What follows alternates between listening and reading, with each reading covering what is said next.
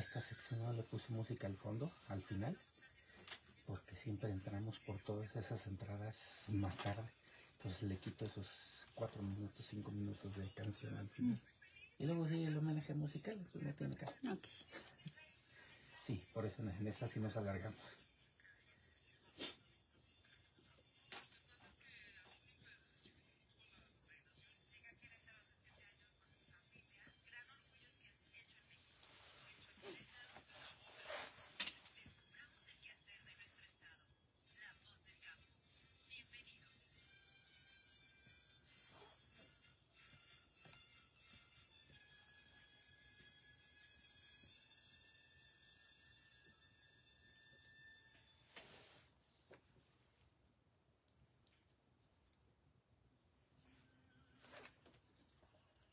Muy buenos días, bienvenidos a un programa más de La Voz del Campo este domingo 19 de octubre del 2025.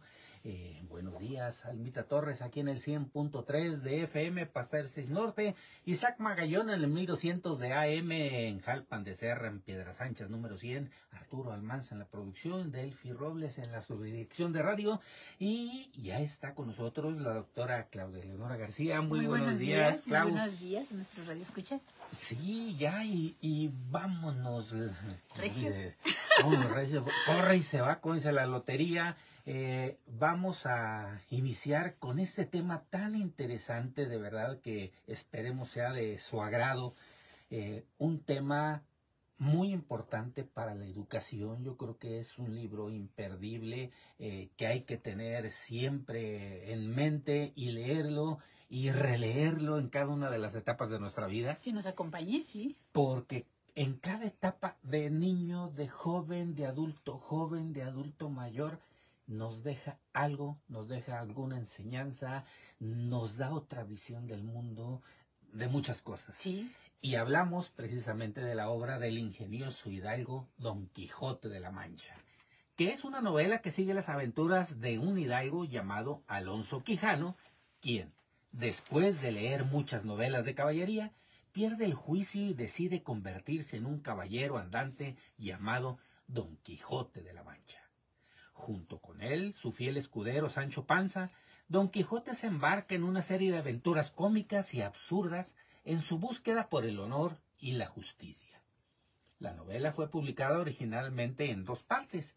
En la primera, un hombre de mediana edad llamado Alonso Quijano, soltero, flaco y amante de los romances de caballería, pierde la cabeza y decide convertirse en un valeroso caballero. Se hace llamar Don Quijote de la Mancha. Bautiza a su huesudo caballo Rocinante y da a su amada el dulce nombre de Dulcinea. Al cabo de unos días, Don Quijote se pone una herrumbrosa armadura y emprende su primera aventura. Es armado caballero en una posada que él cree un castillo.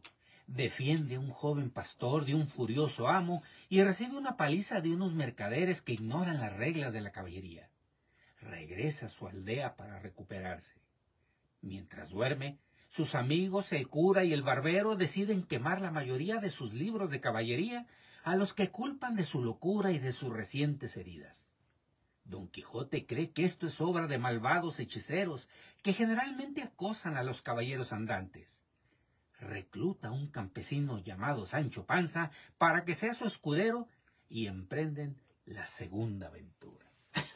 Así es, nada más. Nada más y nada menos. Esa es la introducción, ¿no? Sí, así es. Mira, leía en la semana, por ahí en redes sociales, ¿no?, que ahora nos ilustran, una frase bastante acertada que decía: ¿quieres tener ideas nuevas?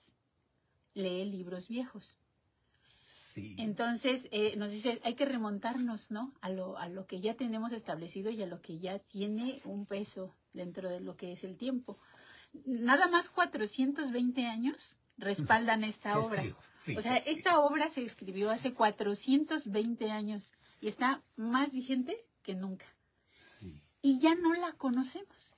Es decir, al menos en nuestro país, la última edición que se hizo, bueno, no la última edición, pero una edición importante que se hizo, que precisamente fue destinada para maestros en el gobierno de Fox, fue en 2005, que fue en el 400 aniversario. Hace 20 años. Y lo hicieron no solamente México, lo hizo Uruguay, lo hizo Chile, lo hicieron más de 20 países de hispanohablantes, ¿no? Entonces, hace 20 años. Pero mi pregunta es si se está tocando en aulas.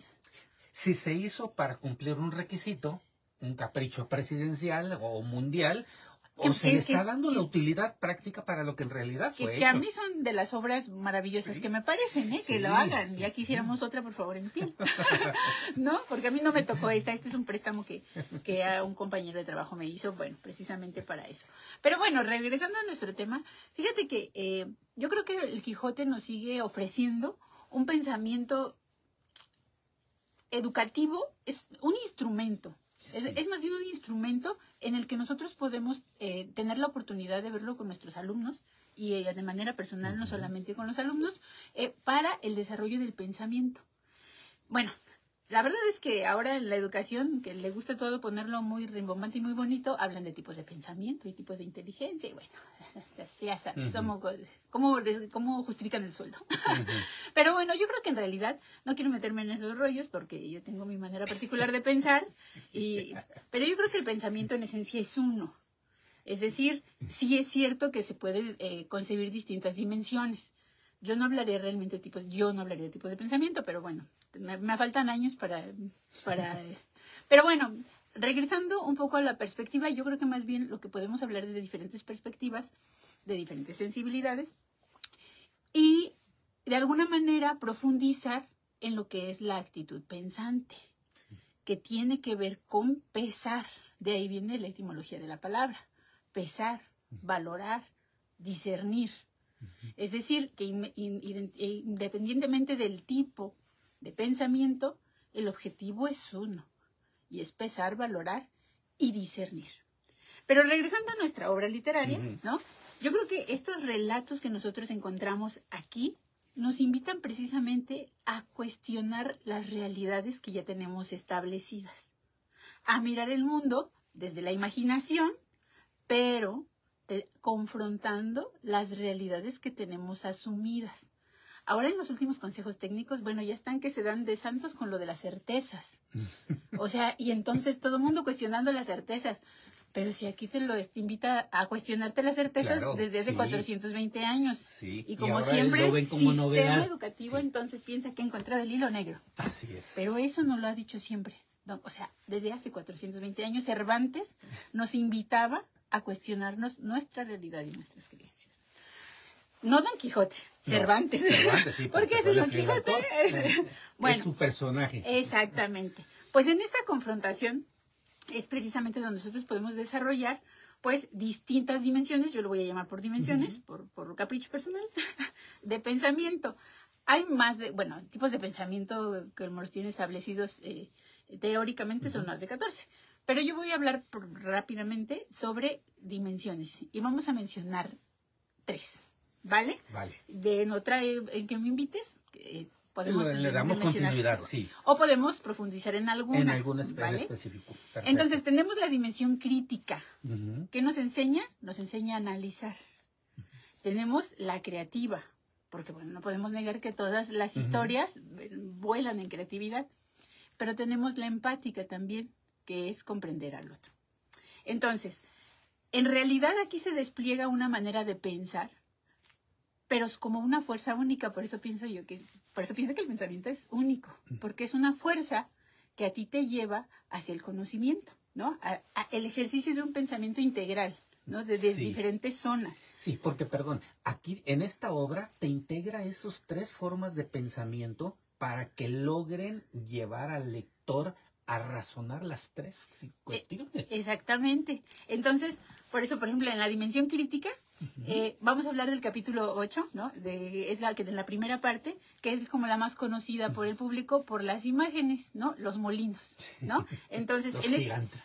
Es un capítulo como muy simbólico porque lo tenemos, no lo hemos leído la mayoría, bueno, es decir, mucha gente no lo ha leído. Hasta las imágenes que nos pasan. Pero hasta las imágenes, exactamente. Pues ahí Don Quijote y Sancho acaban de iniciar sus andanzas, ¿no? Y bueno, el hidalgo al ver los molinos, pues los confunde con gigantes. Y a pesar de que Sancho, que es un hombre muy pragmático y sensato, le advierte que se detenga, pues él carga contra los molinos, ¿no? Y pues obviamente es derribado por las aspas, ¿no? Aquí podemos nosotros ver, a mí me gusta manejarlo así, que Don Quijote ve gigantes donde no los hay. Entonces, haciendo una reflexión, podemos ver cómo es una metáfora del poder de las ideas para deformar o iluminar una realidad, ¿no? Entonces, por ejemplo, cuando alguien lee este episodio, bueno, puede de alguna manera revisar sus propias ideas, sus propias creencias, y entonces contrastarlas, ¿no?, con la experiencia. Es decir, el otro ya se dio. Entonces, ¿qué eran? ¿No? Bueno, pero hay quien es necio en sus ideas, como Don Quijote. Sí, claro. Que entonces vuelven exactamente. Sordos. De alguna manera el libro nos enseña a pensar y no repetir. Eso es importante, ¿no? Examinar lo que decíamos, sopesar, pesar las ideas, como nos lo sugiere la raíz etimológica de la palabra. Entonces, bueno, es una probadita de lo que podemos encontrar en el capítulo 8. Pero además, la empatía de Sancho, que le advierte a su caballero que no son unos gigantes, que se detenga. Y después de que cae todo desarrapado por las aspas, va y lo consuela. Pues, esa es la empatía, precisamente. Y ahorita vamos a ver, esa es la que quisiera yo profundizar más, porque me parece tan bella. Sí. Y bueno, tenemos la dimensión creativa, que ahí, pues no podemos ni siquiera tocar un solo capítulo que no tenga una dimensión enormemente creativa, ¿no? Ver esto que tú decías al principio, lo ordinario como extraordinario. La venta es un castillo. La moza, o sea, a ver, Dulcinea del Toboso no era así, no era una exquisita doncella, era una mujer gruesa, era una mujer tosca, robusta, era una mujer robusta. Mal hablada. O sea, imagínate, o sea, que andaba entre los cerdos, pero él la ve como la encantadora dama. Bueno, pues está bien, ¿no? De eso hacía mucha broma Sancho, pero bueno. Pero bueno, su imaginación no solo es fantasía, sino también, fíjate, algo muy bonito, es una afirmación del poder creador del pensamiento humano. Sí. O sea, todo lo que somos capaces de crear, ¿no? De imaginar. Es en el desarrollo del pensamiento. Por eso digo, es que no va hacia un lado, es que es uniforme, pero bueno. Y bueno, vamos a la empática, que es en la que yo quisiera profundizar un poquito más, ¿no? En esta amistad que se cuaja entre, pues, Sancho Panza y Don Quijote, porque yo creo que es una de las que reconocemos como más entrañables de la literatura, que tenemos como, hasta decimos, es que es mi fiel escudero, ¿no? Sí. Alguien, cuando hablamos sobre alguien que siempre nos acompaña, ¿no? Dicen, ay, ahí viene este con su escudero, ¿no? Sí. Ya hasta le hacemos risa, pero porque es una de las que tenemos más identificadas. A mí me gusta mucho hablar de esta relación porque precisamente ambos aprenden el uno del otro. Fíjate, el caballero, que es Don Quijote, es soñador, es aventado, es aventurero, es un hombre activo. No es muy racional, pero es muy activo. Y Sancho Panza es exactamente lo contrario. Él es muy observador, él escucha, pero también le entra como esa parte de la cordura, de decir... Sí, es analítico. Exactamente. Entonces, ¿por qué Don Quijote representa este idealismo? Y Sancho es el realismo, el sentido común. Y fíjate cómo hasta las imágenes de sus cuerpos representan las ideas.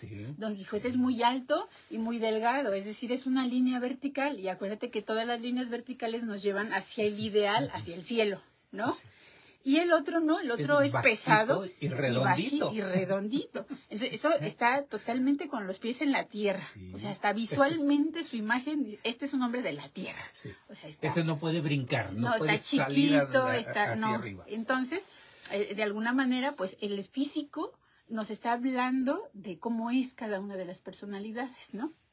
Pero bueno, en los primeros capítulos, Sancho se burla muchísimo de Don Quijote, ¿no? Y lo sigue, ¿sabes por qué? Por interés. Porque Don Quijote le ha prometido una ínsula.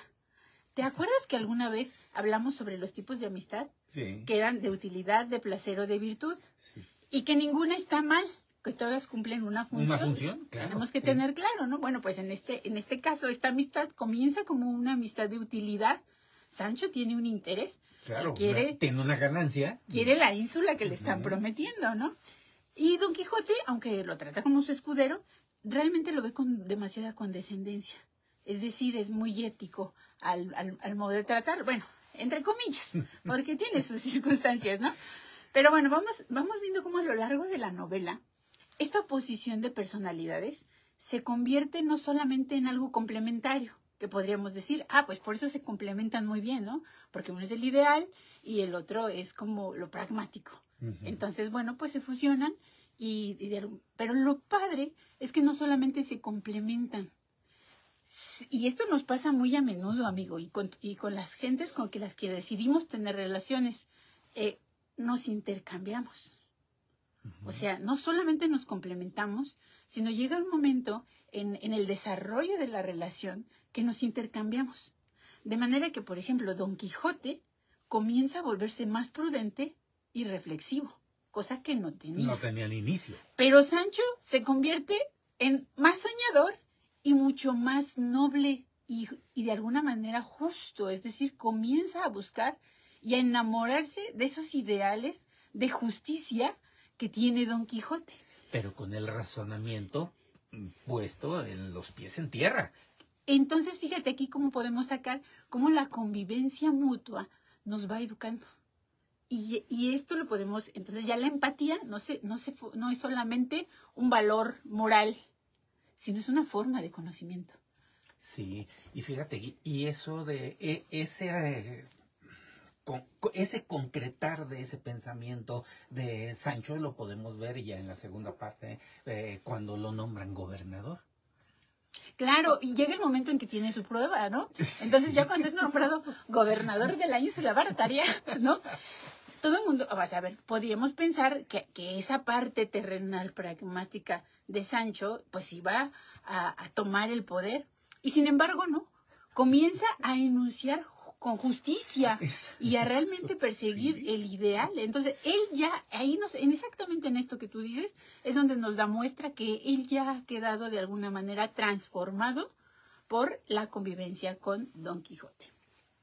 Y bueno, Don Quijote de alguna manera, pues algo muy bueno que también podemos tomar es cómo Don Quijote asume todas estas desavenencias con dignidad.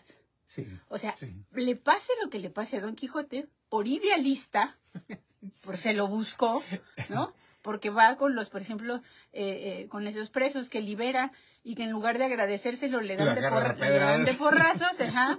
Entonces, es decir, él se lo buscó, ¿no? Él pensaba que era más justo que Dios Santísimo y pues así le fue. Bueno, pero esas derrotas las toma con dignidad. Es decir, no se hace víctima de las circunstancias, sino que pues asume y pues sigue andando, ¿no? Como tenemos que hacer todos en la vida, ¿no? Ese fracaso, por llamarlo así, lo haces a un lado, aprendes, recapacitas, pero sigues tu camino sigue.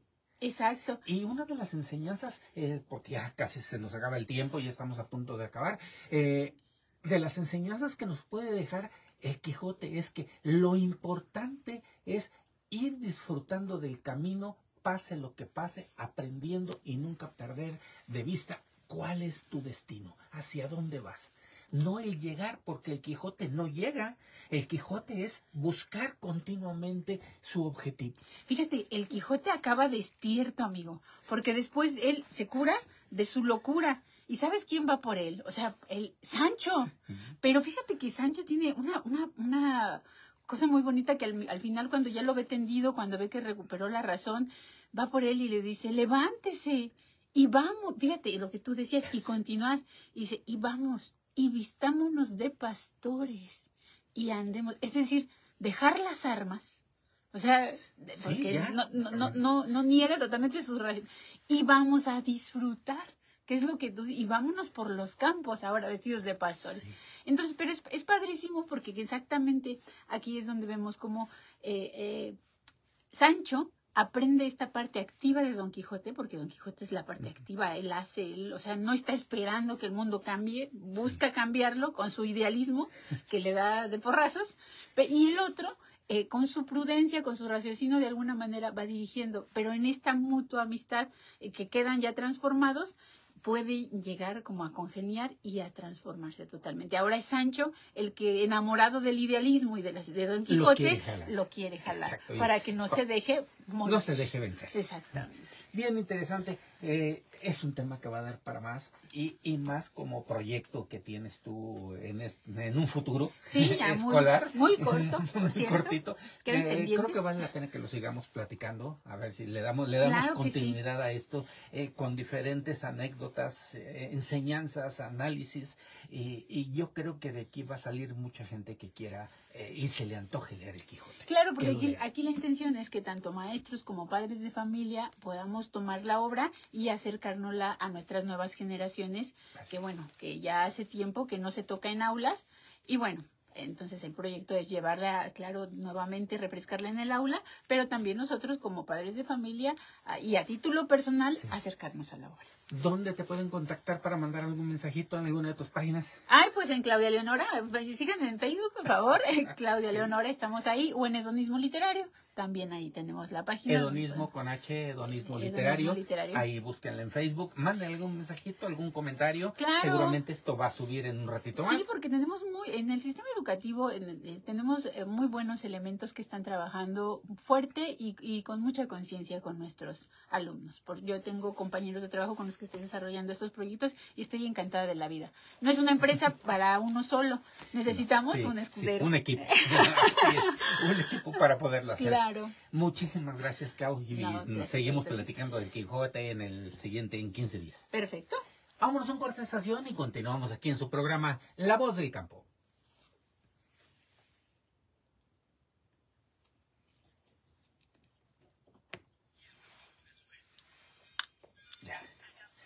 Le baja el volumen porque se oía.